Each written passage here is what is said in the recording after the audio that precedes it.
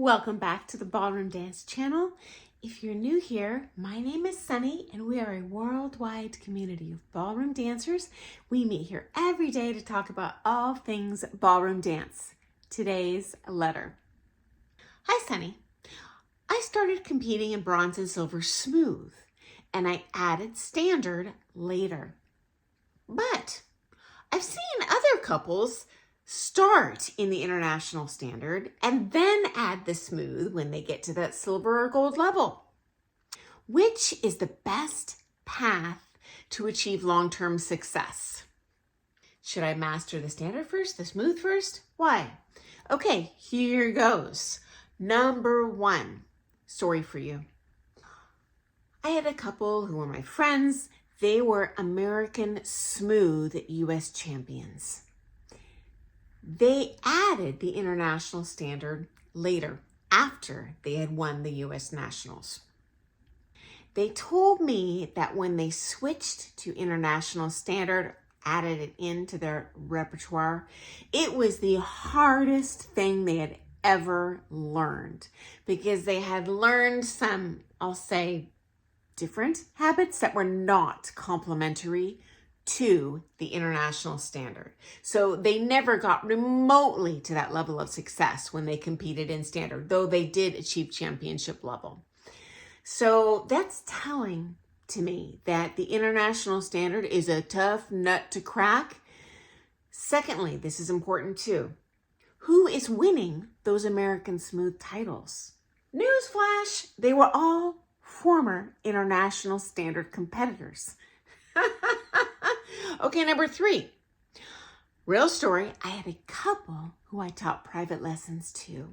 This was a pro couple. They not only did standard and smooth, they did Latin and rhythm. Okay, and they told me I was the only pro they were taking coaching with. And I'm like, that's weird. Why? And they're like, we've actually learned enough off of YouTube and watching couples and comps. We just train ourselves using that information. But standard has been a huge failure. It is not working. It feels bad. It looks bad. The connection's rocky. Obviously, there's something else going on here. And yeah, there is. Let me tell you what that is. Okay, so you might be aware that most of the figures that you do in international standard, you can also throw down on that open smooth floor. As a matter of fact, my second pro partner competed in the international standard for years, started American Smooth and won the US National Smooth title in a year. So that tells me that the standard technique is very applicable in the smooth. The figures are very applicable in the smooth. Smooth? Yes, but definitely not to that degree. In fact, most of the open level figures in smooth, you can't even do in standard. It's not allowed because even when we compete open championship, we are restricted in what we can do. So the rules are written that I may not separate from my partner in an international standard dance after the moment I touch them in the walk-up, or after I separate when the music is over. That's it. So my suggestion because of that is if you have a long-term Grandmaster Evil plan in your competitive dance sport career to do both, as you do, I personally would do the standard first and then master the smooth later. Okay, let me add some more bonus points for you. If you are a short-term competitor, your budget or your time or your age is only going to let you maybe compete the next couple of years, I would scratch the standard unless you really, really enjoy it and just focus on the smooth. Because honestly, from what I've seen, you can progress up those levels slightly faster and look better sooner.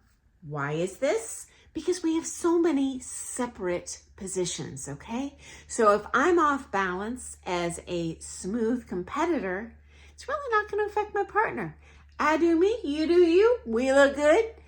If the judge is only going to look at one of us at a time, which often in smooth, that's all they can do, hey, 50-50 chance, even if they're looking at us, they're going to miss that I screwed up. Not so much with the standard. Not only are they going to notice if either partner messes up because they're up in each other's business, you can look at them both at the same time. In addition to those technique pieces, heels, toes, angles, body torsion, flight, they can also see if you're gapping, okay? And that gapping is a real tough dragon to slay. That takes years to get that down, because ultimately at that championship level, not only are we not gapping, but the force between the couple is very predictable. Now, some pros teach it maybe a 3-pound connection, others a 3-ounce connection, especially those super old pros. The more recent pros making the extreme shapes, maybe a 6-pound connection, but you're not going to have a 3-pound, 6-pound, 7-pound, no pounds. And that's just a tough beast to slay. Okay, next up, as I said, you're not wasting your time if you slay both at the same time or you start with the smooth, because certainly that is giving you a valuable experience in terms of floor craft, not freaking out when you get to the comp. There is going to be some cross-pollination of figures. Certainly heels, toes.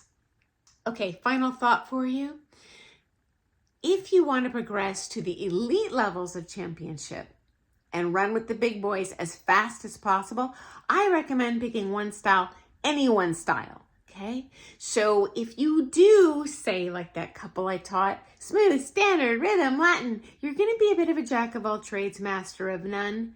Not for lack of talent or dedication or hard work, but because now you are split, fighting on 4 different war fronts. You're going to have a little more resources on your side if you dedicate all those lessons and all that practice time into one single style. And for that, I would ask your coach which is best for you. And final thought, please know I am not telling you your coach is wrong.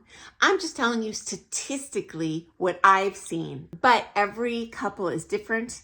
Every dancer is different. And they're probably just teaching you in the way that they feel is going to work best for you. Okay, I look forward to seeing y'all first thing tomorrow morning for some more things ballroom dance. And thank you so much for your question, guys. I cannot thank you enough when you ask questions, because I always think, I'm going to shut down this channel. I got nothing else to share. And then you guys share a story that I'm like, oh, hold my beer. I got a crazier one I can share.